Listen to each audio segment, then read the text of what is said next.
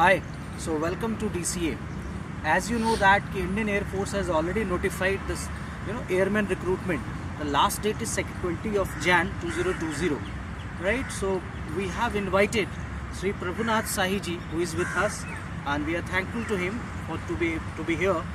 And he served Indian Air Force for 20 years at different locations throughout India and retired as flight engineer from the N32 Center in Chandigarh, which is considered as lifeline for the Himalayan tracks, right? आपको पता होगा कि चंडीगढ़ में Indian air force का काफ़ी बड़ा base है, right? जहाँ से कि पूरे जहाँ पे आपको ट्रांजिट कैंप्स भी हैं, and in any case, in any emergency disaster situation, this is considered as one of the lifeline. So we have Prabhunath Sahi ji, who served as flight engineer in Indian Air Force for 20 years, and right now he is serving in Chandigarh Forest Department as a forester and block officer. So Prabhunath Sahi ji, welcome to our show.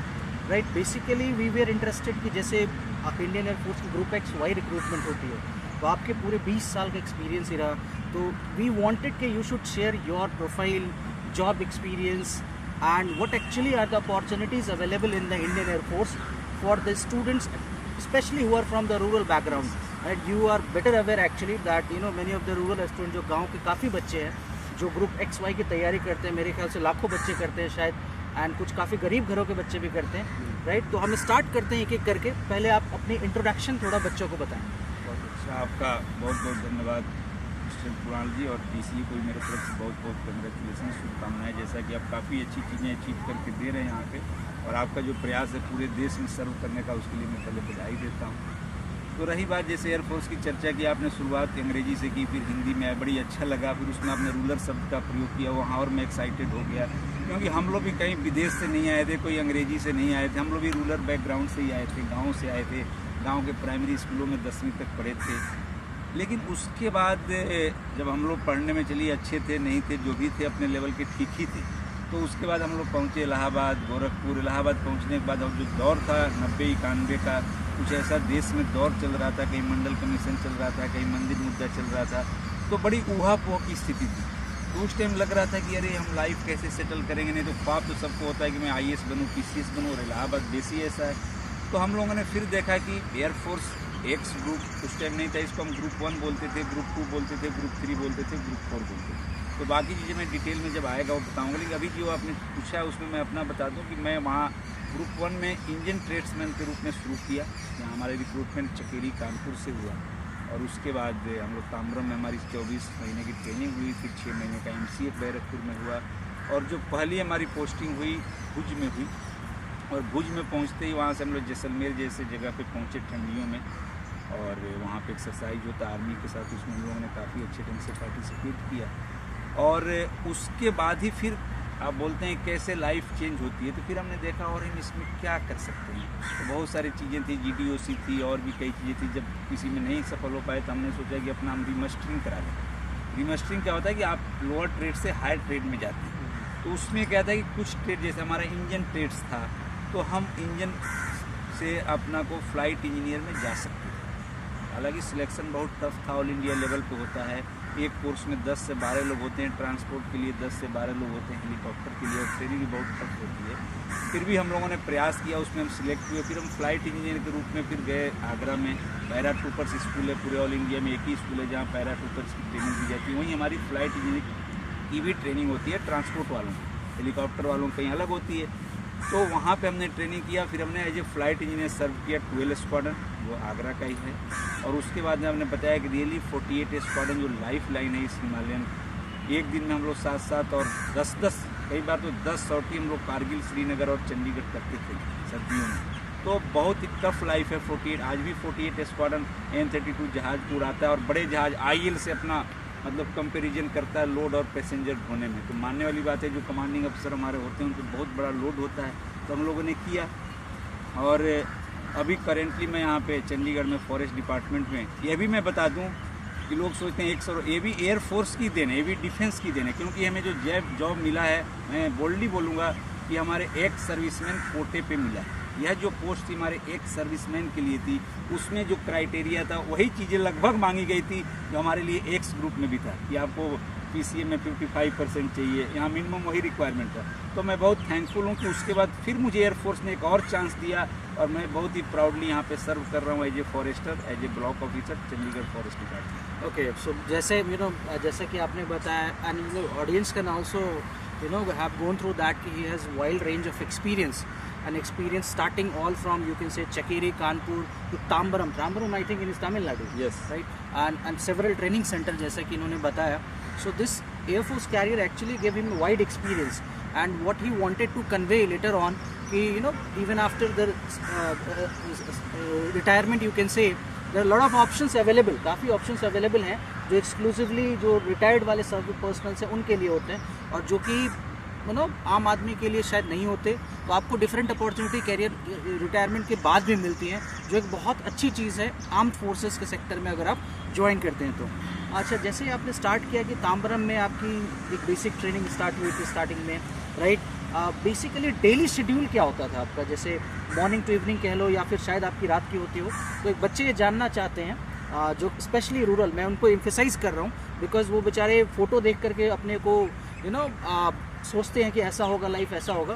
तो एक आप क्योंकि experience बंदे हैं, तो आप थोड़ा लोगों को बताइए, बच्चों को, कि डेली शेड्यूल क्या होता है एज ए अगर आप ग्रुप XY ट्रेड में, जैसे आपने बताया ग्रुप 1 था आपका उस टाइम. Yes. तो ट्रेड में लाइफस्टाइल क्या होती है, डेली शेड्यूल क्या होती है? मैं फिर एक बार शेयर करना चाहूँगा आप लोगों से कि चाहे आप रूरल बैकग्राउंड से आ रहे हैं, शहरी बैकग्राउंड से, आजकल फ़र्क नहीं. आजकल तो सोशल मीडिया का ज़माना, बहुत सारी चीज़ें शेयर हो रही है. हाँ, हमारे टाइम ज़रूर था, फिर भी वहाँ इस तरह कोई चीज़ें नहीं थी. जैसा कि कुणाल जी ने पूछा है, तो मैं बताना चाहूँगा कि शेड्यूल बहुत ही फैंटास्टिक होता है. फैंटास्टिक इन द सेंस सुबह से लेकर रात तक आप बिजी हैं. और ये भी मैं बता दूं कि कंपैरेटिवली 90 एरा का और आज, फिर भी आज फ़र्क है. आज काफ़ी थोड़ा इजीनेस आया है. उस टाइम रियली टफ था कि एक छोटी सी चीज़ के लिए आपको परमिशन और बहुत सारी चीज़ें थी जो आज थोड़ा उसको रीच कर दिया गया है. तो हमारा क्या होता था कि सुबह सुबह ही आपकी हेल्थ रन होती थी. हेल्थ रन के बाद आपको इतना नहीं टाइम है, तुरंत आपको जाना जा. सबके लिए अलग अलग ड्रेसेज हैं. हेल्थ रन के लिए अलग ड्रेस है.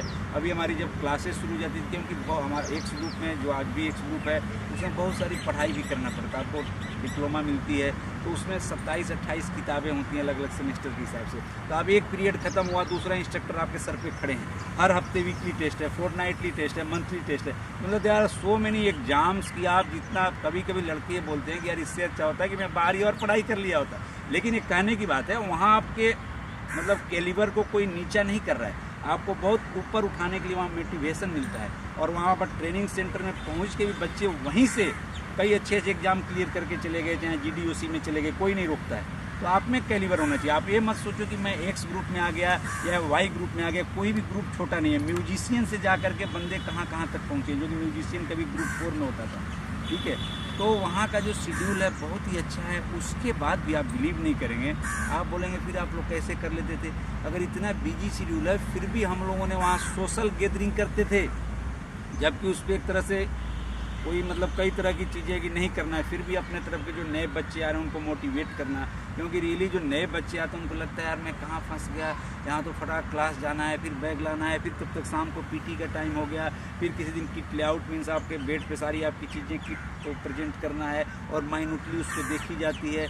मतलब कई तरह की चीज़ें हैं जो आपको अमेजिंग भी लगेगा, अच्छा भी लगेगा, इंटरेस्टिंग भी लगेगा. कई बार आदमी बोर भी होता है, तो उसके लिए मोटिवेट करना होता है. वहाँ पे टेंपल होते हैं, सारी चीज़ें. तो हम लोगों ने ट्रेनिंग सेंटर में PT परेड करके मंदिर और इन सारी सोशल चीज़ों में हम लोग रहे. कई बार मेस में नहीं खाया कि हम लोगों ने अपना खाना अपने बनाया, दूसरों को भी खिलाया. तो बहुत ही अच्छी लाइफ होती है. उसको ये कि आप किस वे में लेते हैं. तो मैं ये बताऊँगा कि रूरल या ग्रामीण क्षेत्र के जो बच्चे हैं उनको तो बिल्कुल डरने की ज़रूरत नहीं. आप एक बार आएँ और आपके लिए बहुत अच्छा अपॉर्चुनिटी एयरफोर्स दे रहा है, बहुत अच्छा. आपके टैलेंट को कहीं रोकता नहीं है और आपको आगे बढ़ने के लिए, मैं बीच में फिर मौका आएगा अभी बताता रहूँगा कि बहुत सारे स्टेप्स हैं जहाँ अपने को आप बहुत ज़्यादा राइज कर सकते हैं. तो ओवरऑल जैसा कि इन्होंने बताया कि एकेडमिक्स के अलावा extracurricular, personality, there are different kind of learnings if you join this job. मतलब you can see the persona, the kind of change in his persona after those 20 years of service. It's amazing actually, and that has actually helped you to grab the different kind of profile after retirement as well, right? So एक जैसे इन्होंने पहले बता दिया है कि अलग अलग चीज़ें क्या सीखने को मिली, the different kind of learning you might undergo after joining this service, right, apart from the technical, right, इसमें पढ़ने का भी आपको अपार मौका मिला, ट्रेनिंग में भी के टाइम भी शायद आपको छुट्टियां मिलती है कुछ अलग से पढ़ने की, ऐसा कुछ, या फिर जैसे ट्रेनिंग के टाइम बच्चा कोई चाहे कि नहीं मैं कुछ दिन पढ़ना चाहता हूँ, ट्रेनिंग में थोड़ा तो रेस्ट्रिक्शन, थोड़ी रेस्ट्रिक्शंस क्योंकि हैं। ट्रेनिंग में आपको इतनी चीज़ें होती है, कई बार मैं भी बता दूं कि लड़के उस टाइम सेमेस्टर में फेल भी होते थे, और सबसे बड़ा टफ टाइम आपके साथ क्या होगा कि आपका 8 मंथ्स का एक सेमेस्टर होता था, after 8 month if you are prepare for going our home town, और सडनली रिजल्ट होता था last day, if you are fail then your leave is cancel 28 day, तो कितना बड़ा शॉक बैक होगा। इसलिए उस टाइम सारे लोग फोकस करते थे कि वहाँ हम अच्छा करें, और वहाँ भी आपके पास बहुत सारे क्राइटेरिया ऐसा होता था कि आपने बहुत अच्छा किया तो आपको एक सबसे बड़ा जो एयरमैन का सबसे पहला स्टेप है एयरक्राफ्ट्समैन है, लेकिन अगर उसमें आप अच्छा मार्क्स लेते हैं 85% 90 भी लेते हैं तो आपको लीडिंग एयरक्राफ्ट्समैन भी मिल सकता है। तो वो भी 2-4 बच्चों के बनने के चांसेज होते थे, या अगर GDOC वगैरह में जा रहे हैं तो मार्क्स भी वैल्यू रखता है आगे, तो वो लोग चाहते हैं कि अच्छा से, तो ट्रेनिंग के दौरान तो मुश्किल है, बट ट्रेनिंग के बाद आपको ऐसा कोई नहीं रोकता है कि आपकी पढ़ाई रोकी जाए। जैसे ग्रुप एक्स में अगर कोई बंदा सेलेक्ट हो जाता है एज ए एयरमैन, तो बेसिकली उसकी ड्यूटी क्या होती है? ये मैं बता देता हूँ आपको, एक्स ग्रुप में बहुत सारे ट्रेड होते हैं, या वाई ग्रुप में बहुत सारे ट्रेड होते हैं। एक्स ग्रुप में पहले भी है, चाहे आज भी वही है, मैक्सिमम टेक्निकल ग्रुप्स हैं। टेक्निकल ग्रुप्स मतलब आप जो देखते हैं फोटो एयरक्राफ्ट रिक्रूटमेंट का भी आता है, उसमें एक जहाज़ के साथ एक पायलट को हेलमेट लेके दिखाया जाता है, लेकिन केवल एक पायलट को हेलमेट लेने से मैं फाइटर जाता हूँ, मैंने फाइटर में भी काम किया MiG-21 में, और मैं N-32 में एज ए फ्लाइंग क्रू भी काम किया, जहाँ हम और पायलट एक साथ बैठते हैं। तो उसमें ऐसा नहीं कि एक हेलमेट लेके एयरफोर्स चल जाता है, उस जहाज़ को उड़ाने के लिए हमारा बहुत बड़ा एक टेक्नीशियंस का बैकबोन लगता है, जो पूरे जहाज़ को दिन रात मेहनत करके तैयार करके देते हैं। तो सारे काम आपको अलग अलग ट्रेड के हिसाब से, अगर आपको इंजन ट्रेड मिला है तो आप इंजन की सारी चीज़ें करेंगे, ठीक है। जैसे फर्स्ट रूटीन में तो उसका डेली इंस्पेक्शन करना है, उसका एक फॉर्म 700 होता है, उसको साइन करना है, जहाज़ फ्लाइंग के लिए जाता है, फिर आते हैं उसका टर्न राउंड और LFS सर्विसिंग लास्ट सब होती है। उसके बाद कुछ उसमें 25 आवर सर्विसिंग होती है, फिर अलग अलग सर्विसिंग है। तो उसमें ट्रेड के हिसाब से, अगर आप इंजन के हैं तो आप इंजन का काम करेंगे, जो एयर फ्रेम एक ट्रेड होता है जो कि उसके स्ट्रक्चर का काम करता है, इलेक्ट्रीशियन इलेक्ट का काम करता है। लेकिन आजकल एक नया कंसेप्ट भी आ गया है कि कुछ ट्रेडों को एक साथ मिला दिया गया है, उससे हमारा मैन पावर और चीज़ें बचे, उनको मल्टीपल ट्रेनिंग भी दी जाती है। तो इस तरह के आपको डिफरेंट ऐसा नहीं कि एयर फ्रेम वाला बंदा जाके इलेक्ट्रीशियन का काम कर देगा, नहीं, जो अच्छा उसके बाद भी इतना सेंसिटिव और पर्टिकुलर एयरफोर्स है, और जो ट्रेनिंग शेड्यूल पहले था, बीच में काफ़ी सारे चेंजेज हुए, फिर अभी दोबारा पिछले पैटर्न पे आ गया। एक बंदे को एक काम के लिए ट्रेंड करता है, क्योंकि आपको पता है कि फ्लाइंग की चीज़ बहुत बड़ा वाइटल है, और इतना प्रिकॉशन के बाद भी चीज़ें हो जाती हैं, तो उसके लिए उस बंदे को पर्टिकुलर चीज़ में एयरफोर्स मास्टर बनाती है, तरह तरह की ट्रेनिंग दे के, तरह तरह के कोर्सेज करा के, वो बंदा वही काम करेगा। हम किसी को ऐसे कहीं एयरफोर्स नहीं लगा देते। ओके, लास्ट मतलब बेसिकली हम इनके जॉब प्रोफाइल के बारे में बात कर रहे थे, ताकि बच्चे ये जान सके एक्स और वाई में क्या है। Last but not the list, जैसे इन्होंने बताया कि 20 साल सर्विस के बाद इनको चंडीगढ़ फॉरेस्ट डिपार्टमेंट में आज ये ब्लॉक ऑफिसर के पोस्ट पे लगे हुए हैं, and you can see the campus where we are right now is actually this forest department under his guidance, right? तो एक चीज़ और आप बच्चों को बताइए, जैसे आप इसमें लग गए, ऐसे और भी विभाग होते होंगे जहाँ पे कि बच्चों को एयरफोर्स में जो रिटायर्ड लोग हैं उनको अपॉर्चुनिटीज़ मिलती होंगी, ऐसे कौन कौन से कुछ विभाग, ऐसे कुछ ऐसे एग्जांपल्स आप दे सके बच्चों के लिए?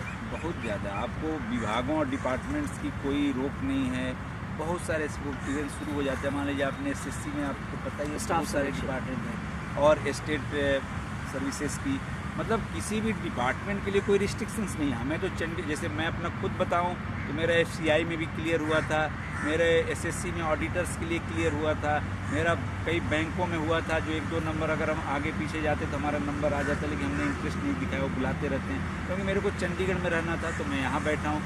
आज हमारे साथ के लोग या हमारे बाद के लोग और भी बेटर पोजीशन में हैं, चाहे वो बैंकिंग क्षेत्र में हैं, चाहे वो सिविल सर्विसेज के क्षेत्र में हैं। बहुत सारा ग्रुप है जिसमें लोग क्लासरूम में जाके बैठे हैं।